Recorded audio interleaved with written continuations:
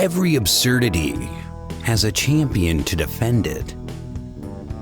An elite is being robbed by a gang disguised as pop art pranksters. It is the era as new as tomorrow's headlines. Hi, I'm Jack Ryder, and I chronicle the strange, the weird, and the creepy. Tonight I bring to you a brother against brother parable from the psychedelic 60s. I call it The Hawk and the Dove. As the dropouts loot the scene, Judge Hall stands firm, defiant, and unimpressed. His sons, however, react in their diametrically opposed tempers. Hank wants to nab the crooks, while Don worries of the consequences. Hank attempts to bully Don into action. Don refuses, curiously citing a secret identity he calls the Dove. Hank writes Don off and slips down a dark corridor, whereat he utters a single word, Hawk. Upon the utterance, Hank is transformed into a costumed force of chaos. Hawk is a juggernaut of narrow, reckless focus. His thoughts ridicule his pacifistic brother. His thoughts also make mention of an enigmatic voice. Meanwhile, Judge Hall denies the dropouts his money. Don wonders why his father does not simply give them what they want.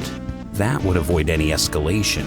It's then Hawk barrels through, knocking down his own father. The victimized elite are terrified Hawk will strike them down as well. Don calls Hawk a barbarian. Judge Hall concurs by noting the vigilante considers not collateral damage. Noticing Hawk is losing the tussle, he asks why Hawk doesn't just back off. While Hawk is pummeled helpless, Don worries that if Hank is exposed, he too will be. The leader advises his goons to watch out for Hawk's aimless swinging. The goons listen not, and their leader is knocked into the onlookers. The leader's mask slips, allowing a young lady to see his face. Don notices her reaction is more of surprise than fear.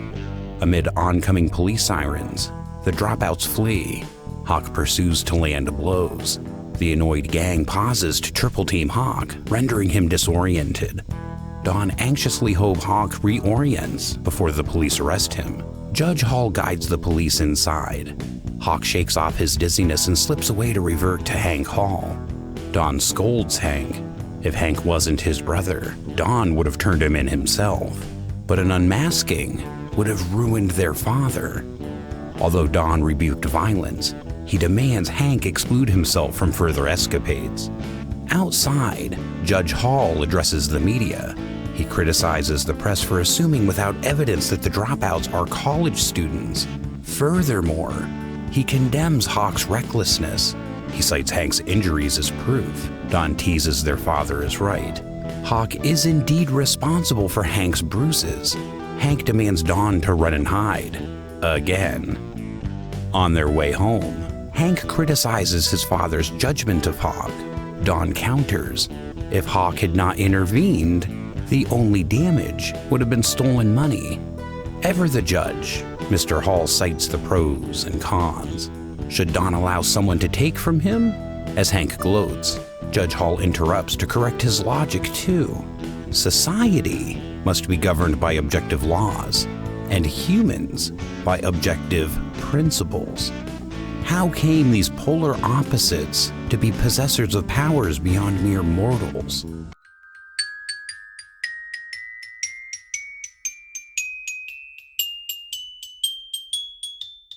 It began months ago. Hank and Don were already a cautionary tale, always attempting to convince the other, neither one embracing intellectual humility. Apparently, each never took to heart the old saying, if your brother sins against you, go and tell him his fault between you and him alone. If he listens to you, you have gained your brother. Their father, Judge Hall, was empathetic and fair. In court, he sentenced a protection racketeer, Dargo, to the maximum prison term. After court, Hawk visited him to vent how Don, a peacenik, is inherently wrong. Judge Hall cited how time and time again his sons failed to explain their views. If neither could explain, then both were inherently wrong. Hank joined them and attempted to explain how violence begets more violence. Therefore, violence is never necessary. Judge Hall countered that force, at times, is necessary. Bickering ensued until Judge Hall noted that such irrational behavior proved that neither son knew of what they spoke. It was then an assassin tossed a makeshift bomb into the chamber. Heroically, Judge Hall threw his boys behind his desk and took the brunt of the blast. While Don tended to their father, Hank pursued the bomber. The bomber was thinking he owed his boss, Dargo, revenge on Judge Hall. Fortunately, the makeshift bomb only stunned Judge Hall. The next day, Hank caught sight of the bomber. Don held back the reckless Hank. No way could Hank jump a sizable hardcore killer and live. Hank then had an equally reckless idea: tail him. They tailed the bomber to a warehouse. From there, they snuck in through a window. Following echoes, the boys entered a room when the door locked behind them. The racketeers heard the slamming. They noted how the building doors mysteriously jammed for years. The racketeers departed. One mentioned how hospital orderlies were bribed for access to Judge Hall's room. It was then a disembodied voice offered, "Power? You wish power? Then so be it. You have been chosen. I have heard your wish and it shall be granted. You both shall have powers if that is what you seek. What powers do you wish?" Hank wished for the power to tear apart the racketeers. Don, however, wished for the power to save their father. The voice remarked, "We seem to have here a hawk and a dove. So be it. Let the transformation begin." Hawk and Dove broke free. The voice informed them, "Your true identity will return once your powers are no longer needed. Whenever injustice strikes, you need only speak your names. The transformations will not occur if there be no injustice present, and you cannot use your powers for personal gains. Your powers are but extension of those abilities you already possess. But take heed, for whenever your powers are no longer needed, you will revert to your ordinary selves." Whose voice was this? Was it a lord of chaos and order? Or was it simply the Volkgeist? The debating duo caught the racketeers approaching Judge Hall's room, while Hawk charged the goons. Dove was defenestrated, but luckily caught a flagpole. Having swung himself towards his father's window, Dove interrupted the assassination. While Dove held the bomber, Hawk knocked him out. Judge Hall thanked the heroes, but later informed his sons of his disapproval for reckless vigilantism.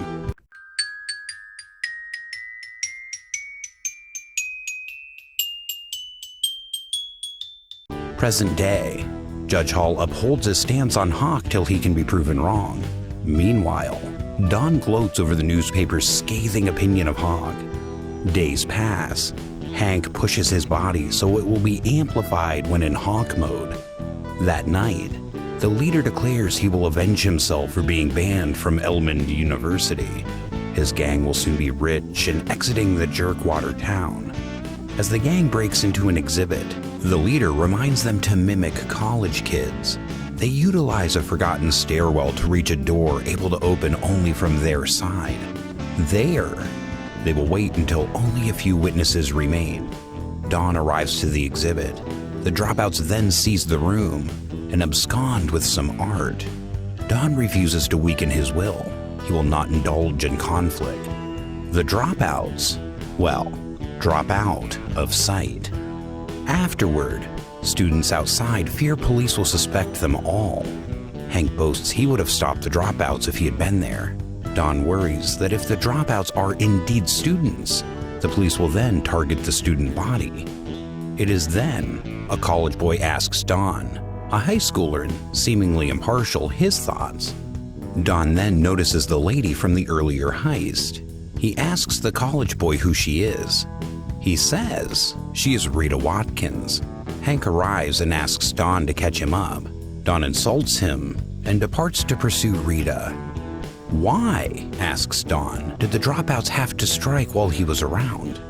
Days pass. Tension thickens.